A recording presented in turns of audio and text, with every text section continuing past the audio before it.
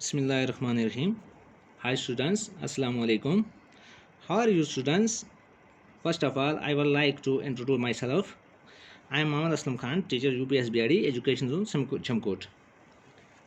Students, today I am going to deliver a lesson which is from 8th class science and my topic is cell structure and function.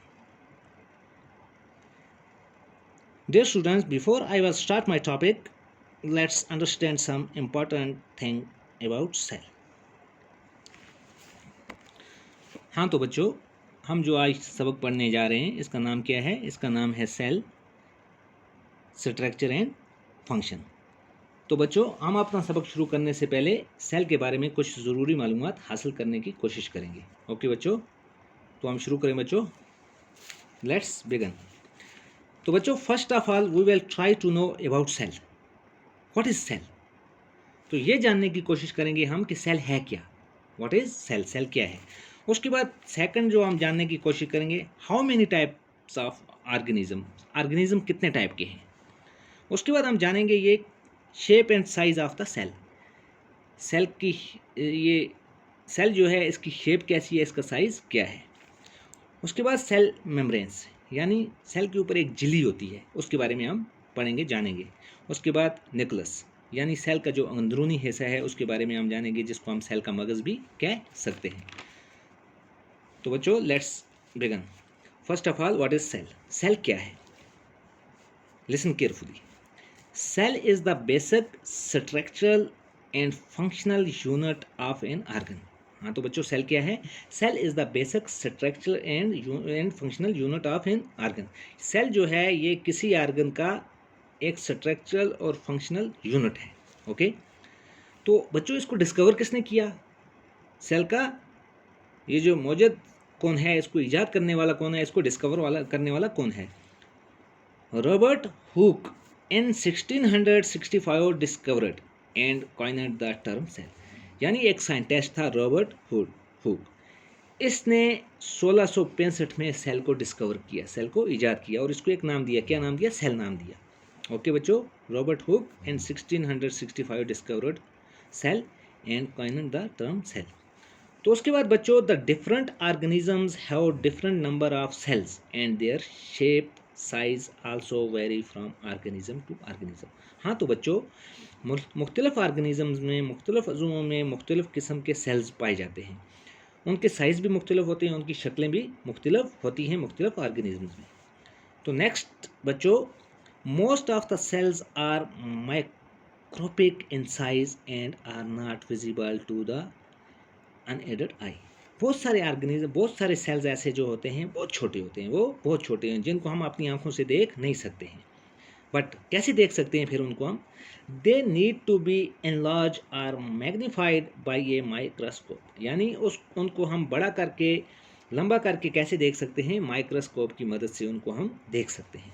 Okay, तो बच्चों अब जो छोटा cell है, the smallest cell is 0.1 to 0.5 micrometre in bacteria. तो जो सबसे छोटा सेल है वो बैक्टीरिया में पाया जाता है, उसका साइज़ क्या है? 0.1 to 0.5 माइक्रोमीटर। हाँ तो बच्चों, यहाँ सवाल पैदा होता है, व्हाट इज़ बैक्टीरिया? बैक्टीरिया क्या है? तो बच्चों, bacteria is a single unicellular micro organism that does not have nucleus और एनी अदर मेम्ब्रेन्स। ये जो एक बैक्टीरिया जो है ये यूनिसेलुलर यानी सिंगल सेल है, सिंगल सेलुलर ऑर्गेनिज्म है। ओके, इसमें ना ही न्यूक्लियस होता है और ना ही इसमें ये सेल मेम्ब्रेन्स होती है। ओके, तो नेक्स्ट जो है बच्चों, the largest cell is the egg of ostrich measuring 170 mm into 130 mm। जो सबसे बड़ा सेल है वो ऑस्ट्रिच का अंडा है, यानी एक मुर्गा, मान लो आप एक परिंदा ऑस्ट्रिच है, उसका अंडा है, उसका साइज़ क्या है? 170 mm इंटू 130 mm। तो ओके बच्चों, सेल के बारे में आप जान गए होंगे, मैं रिपीट कर देता हूँ एक बार फिर। Cell is the basic structural and functional unit of an organ. Okay, discover इसका कौन है? Robert Hooke and 1665 discovered and coined the term cell. Okay, the different organisms have different number of cells and their shape size also vary from organism to organism. Okay, most of the cells are microscopic in size and are not visible to the unaided eye. Okay, they need to be enlarged and magnified by a microscope. Okay, the smallest cell is 0.1 to 0.5 micrometer. Okay, in bacteria में पाए जाते हैं. Okay, the largest cell is the egg of ostrich measuring 170 mm into 130 mm. Okay, तो next जो है बच्चों number 2 जो है हमारा टाइप ऑफ ऑर्गेनिज्म कितने टाइप्स के हैं. An organism on the basis of number of cells में बी क्लासिफाइड इनटू 2 ग्रुप्स. यानी ऑर्गेनिज्म को 2 ग्रुपों में क्लासिफाई किया गया है. Okay, number first multicellular and unicellular. तो मल्टी सेलुलर क्या है? The organism that are made up of more than one cell are called multi cellular. यानी जो एक अजू से जो एक सेल से नहीं बल्कि ज़्यादा सेलों से मिलकर बने होते हैं वो क्या कहलाते हैं? Multicellular organism. The organisms are made up of single cells are called unicellular. यानी जो एक सिंगल सेल से बने होते हैं ऑर्गेनिज्म सिंगल सेल से वो क्या कहलाते हैं? Unicellular cell. तो ओके बच्चों, उसके बाद नेक्स्ट जो है शेप ऑफ सेल. यानी सेल की शेप क्या है? The cells are found in different shapes and size is related to their specific function. यानी इनके साइज़ मुख्तलिफ होते हैं, इनके फंक्शन के हिसाब से इनके साइज़ और इनकी शेप जो है मुख्तलिफ होते हैं. Generally cells are of 3 shapes. यानी 3 जनरली इनकी शेप्स होती हैं. कौन कौन सी? Round, spherical and elongated. यानी एक तो राउंड होती है, एक स्फेरिकल होती है और इनलॉन्गेटेड होती है. ओके, नंबर 4 जो है बच्चों cell membranes. What is cell membranes? यानी सेल के ऊपर वो जो झिल्ली होती है उसके बारे में पढ़ेंगे. The basic component of a cell are cell membranes, cytoplasm and nucleus. Basic जो कंपोनेंट हैं सेल के वो क्या हैं? साइकोप्लाज्म और न्यूक्लियस है. The cytoplasm and nucleus are enclosed within the cell membranes also known as plasma membranes. हाँ, यानी ये जो इनके साथ इनक्लोज होते हैं सेल मेम्ब्रेन्स के साथ, इनको एक और नाम दिया गया है साइकोप्लाज्मा. ठीक है, okay.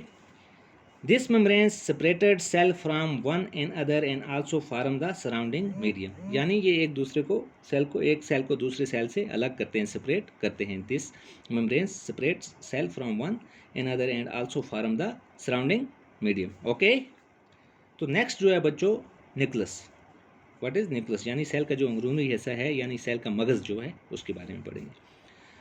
The nucleus is a spherical structure generally present in the centre of a cell. यानी ये जो एक है ये स्फेरिकल यानी बीजवी शक्ल का है और ये कहाँ पाया जाता है? सेल के सेंटर में पाया जाता है, बिल्कुल बीच में पाया जाता है. Nucleus composite of 3 substance. 3 चीज़ों से मिलकर बना है ये न्यूक्लियस. क्या क्या? न्यूक्लियर पोर 1, उसके बाद क्रोमोसोम 2, उसके बाद न्यूक्लियर मेम्ब्रेन्स. कौन कौन सी चीज़ें हैं? Nuclear pore, chromosome and nuclear membranes. So dear students, हाँ तो बच्चों हमने यहाँ तक आज पढ़ लिया. तो so dear student, today we have learned about cell and its shape and size. Okay, cell के बारे में पढ़ लिया, इसकी शेप के बारे में पढ़ लिया और इसके साइज़ के बारे में पढ़ लिया. तो इंशाल्लाह tomorrow we will try to learn about function of a cell. Goodbye, take care. Okay, thanks.